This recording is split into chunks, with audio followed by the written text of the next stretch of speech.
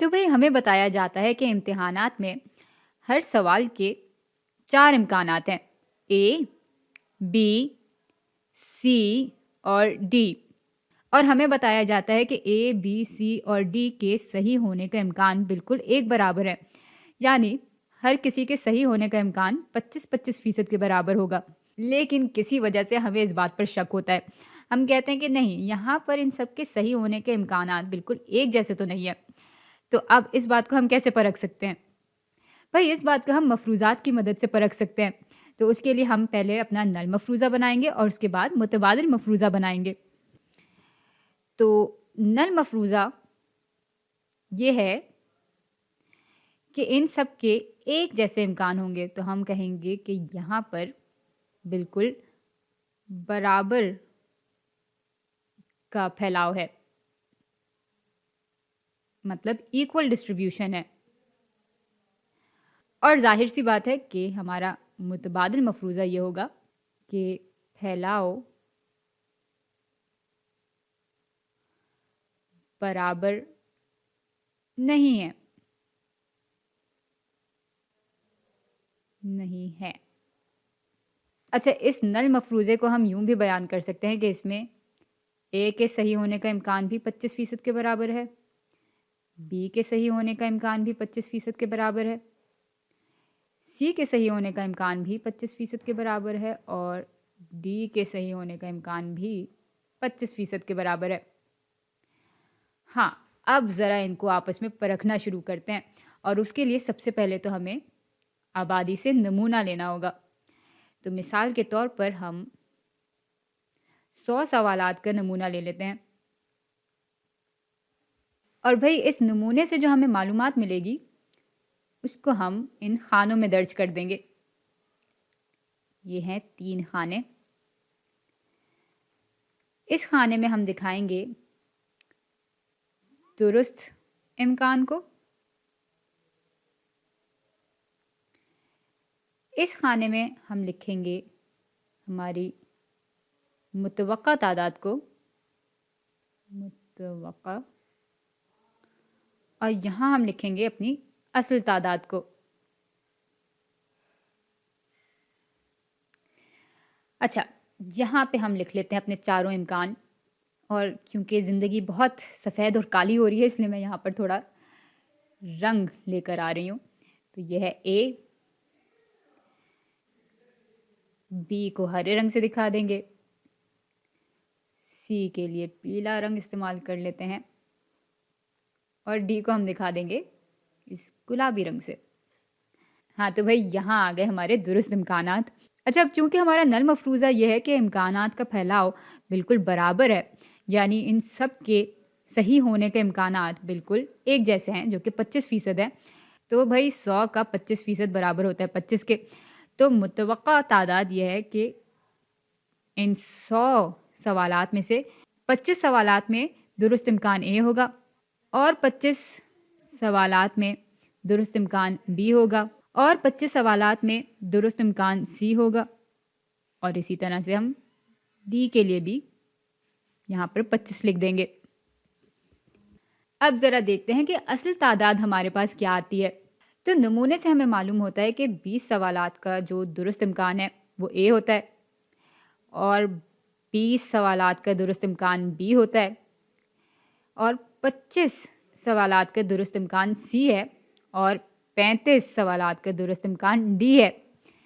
تو بھائی متوقع اور اصل تعداد کے بیچ میں فرق تو نظر آ رہا ہے، لیکن ہم اس کی بنا پر اپنے نتیجے تک نہیں پہنچ سکتے، کیونکہ یہ نتائج تو ہمیں صرف 100 سوالات کو دیکھنے سے، یعنی اس آبادی کے صرف ایک نمونے کو دیکھنے سے ملے۔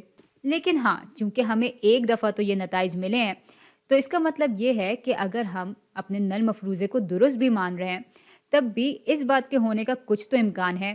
اچھا، اب ہمیں یہ دیکھنا ہے کہ یہ نتائج جو ہمیں ملے ہیں اس کا یا اس سے بھی زیادہ انتہا کے نتائج ملنے کا کیا امکان ہے۔ اگر تو یہ امکان کسی اہمیت کی سطح سے کم ہے تو اس کا مطلب ہے کہ ہمارا نل مفروضہ غلط ہے، اور پھر ہم اس کو ٹھکرا کر اپنے متبادل مفروضے کو مان لیں گے۔ لیکن اگر یہ امکان اہمیت کی سطح سے زیادہ ہوتا ہے تو اس کا مطلب یہ ہے کہ ہمارا نل مفروضہ بالکل درست ہے۔ چلیں پھر یہاں پر اہمیت کی سطح کو بیان کر لیتے ہیں۔ اس کو ہم دکھائیں گے इस निशान से, और अहमियत की सतह उमूमन 5% के बराबर होती है, जिसको अगर मैं डेसिमल में दिखाऊं तो ये बराबर होता है 0.05 के। अच्छा, अब ज़रा आते हैं अपने असल मुद्दे पे, और वो ये है कि इस बात के होने के इम्कान का हिसाब हम कैसे लगाएं।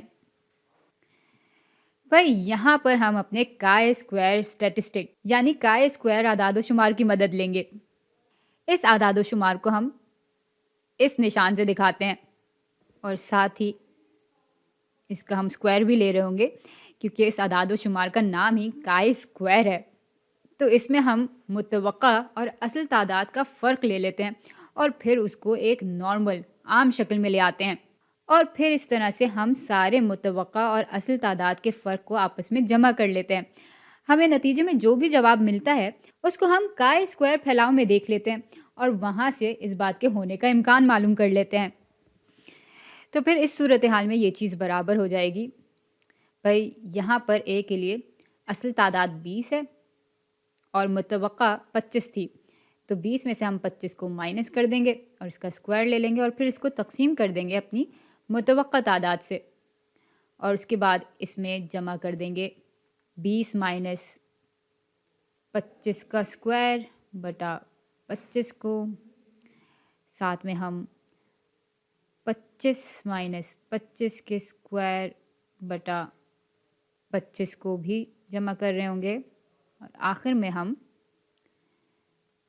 35 माइनस 25 के स्क्वायर बटा 25 को जमा कर रहे होंगे। और इस पूरी चीज़ को जब हम कैलकुलेटर में डालकर हल करेंगे या ज़बानी हल करेंगे तो काय स्क्वायर बराबर आ जाएगा 6 के। अब भाई काय स्क्वायर फैलाव पे हम देखेंगे कि इस बात का क्या इम्कान है कि काय स्क्वायर हमें 6 या उससे ज़्यादा बड़ा मिले। अच्छा, ये करने से पहले हमें ज़रा डिग्री ऑफ फ्रीडम भी मालूम करना होगा, यानी दर्जा आज़ादी मालूम करनी होगी। दर्जा आज़ादी इस सूरत हाल में n-1 के बराबर होती है। यहाँ पे हम 1, 2, 3, 4 चीज़ों को आपस में जमा कर रहे हैं, तो दर्जा आज़ादी बराबर हो जाएगी 4 - 1 यानी 3 के। अच्छा, अब ज़रा काय स्क्वायर का टेबल निकाल लेते हैं। भाई यहाँ पर दर्जा आज़ादी 3 इस खाने में, और हमें 6 से बड़ी काय स्क्वायर वैल्यू चाहिए, 6 या 6 से बड़ी। तो हमारे पास यहाँ पर 6 तो नहीं है, लेकिन 6.25 ज़रूर है, और इसकी जो पी वैल्यू है वो बराबर है 0.1 के, यानी 10% के। अच्छा, अब साथ ही ज़रा मैं काय स्क्वायर का फैलाव भी निकाल लेती हूँ। हाँ, तो ये आ गया हमारे पास फैलाव। यहाँ पे दर्जा आज़ादी जब 3 है तो हमें ये हरा फैलाव मिल रहा है, और हमें 6 या 6 से बड़ी कदर के लिए देखना था कि क्या इम्कान मिलता है, तो हम असल में इस हिस्से को देख रहे हैं। अच्छा, टेबल की मदद से हमें ये मालूम हुआ है कि जब जो काय स्क्वायर की क्रिटिकल वैल्यू, क्रिटिकल कदर 6.25 के बराबर है, तो उसके बराबर या उससे बड़ी काय स्क्वायर वैल्यूज़ के लिए इम्कान 10% के बराबर होता है। तो ये जो हिस्सा है वो 10% के बराबर है। यानी अगर हम देख रहे हैं इस बात की पी वैल्यू के काय स्क्वायर या तो 6 के बराबर हो या 6 से ज़्यादा हो, तो इस बात के होने का इम्कान 10% से ज़्यादा है, क्योंकि इसमें ये हिस्सा भी शामिल हो रहा है। तो चलें ये बात यहाँ पर बयान कर लेते हैं कि इस बात का इम्कान कि काय स्क्वायर 6 या 6 से ज़्यादा हो, ज़्यादा है 10% के। अब चूंकि इस बात के होने का इम्कान हमारी अहमियत की सतह से ज़्यादा है, तो इसका मतलब यह है कि हमारा नल मफरूज़ा बिल्कुल दुरुस्त है। इसको हम मान लेंगे और अपने मुतबादिल मफरूज़े को हम ठुकरा देंगे।